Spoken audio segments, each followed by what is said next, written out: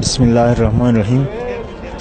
عصمت علي صاحب، زه ستاسو انتهایی شکرګزار یم چې تاسو زموږ په د جنګ ځپلې او بېوزله سیمه کې د کتاب کلچر د خورولو دپاره عملي قدم پورته کړی دی.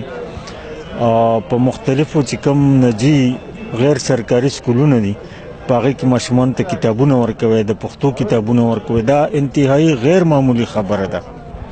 زمونږ په معاشره کې تقریبا کتاب کلچر ختم شوی دی. څومره چې د کتابونو دکانداران هغوی پکې نور کیسې شروع کړې، کتابونه ختم شو.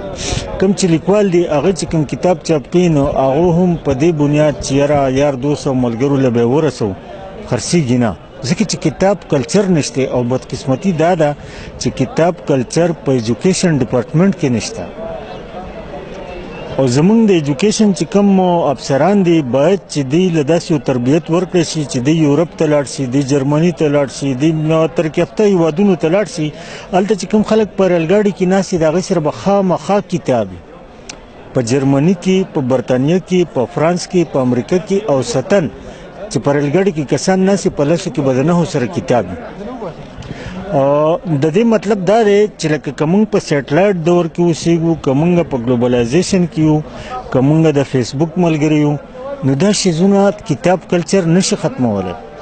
باید چې خلک د کتاب اهمیت، قدر او قیمت وپیژني او ستاسو دې کار ته د ډیر زیات احترام او د قدر د درناوي په نظر وګوري. که چېرته موقع راله زه به ستاسو په دې دغه پراجیکټ باندې، ستاسو په دې مهم باندې، ستاسو په دې الو ځلو او سرګرمو باندې یو جدا مذاکره ستاسو سره کوم.